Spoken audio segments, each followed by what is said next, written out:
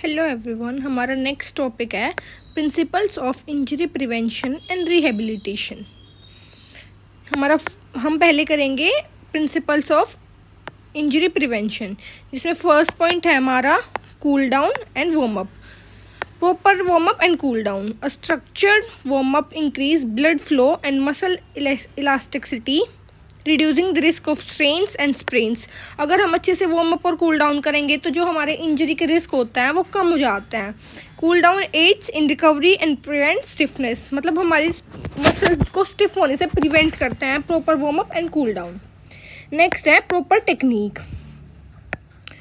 Emphasise correct biomechanics and techniques during training and competition to minimize stress and joint muscles.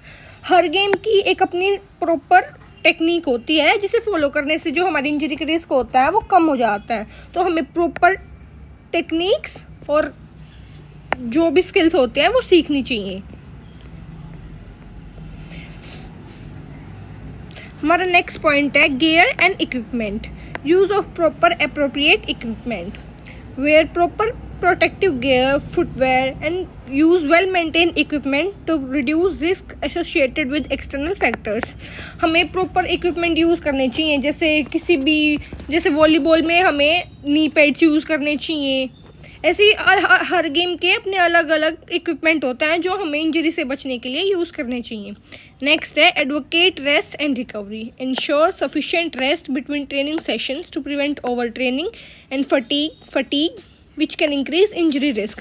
हमें advocate rest लेना चाहिए, proper rest लेना चाहिए अपने training sessions के बीच में, ताकि हम अपने इंजरी के चांसेस को रिड्यूस कर सकें। हमारा नेक्स्ट पॉइंट है pre participation screening. Conduct medical and physical assessments to identify risk factors such as pre existing conditions, muscular imbalance और फ्लेक्सिबिलिटी इश्यूज।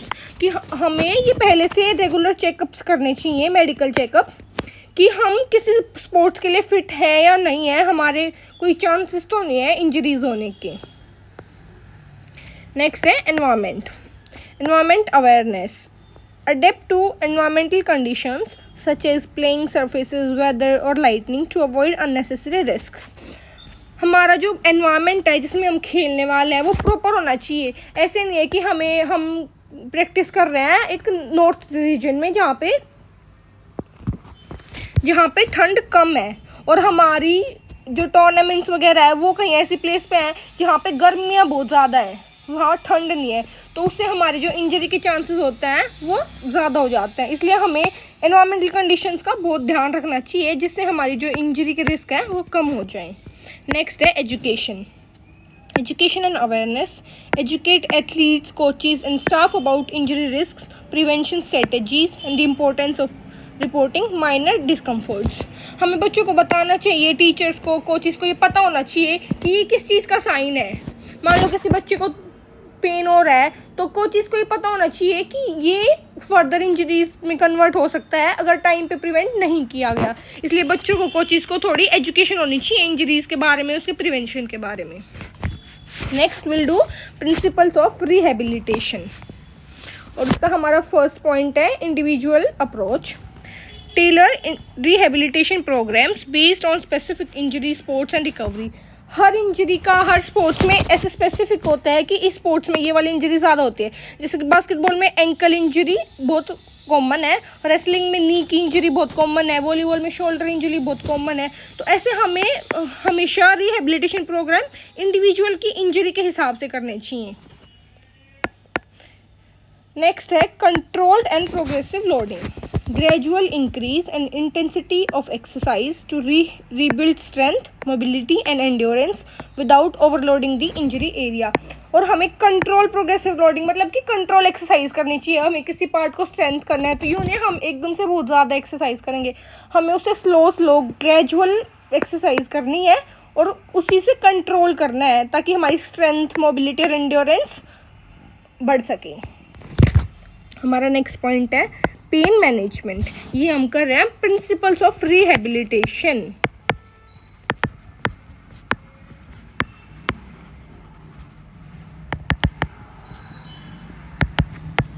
उसका नेक्स्ट पॉइंट है हमारा पेन मैनेजमेंट।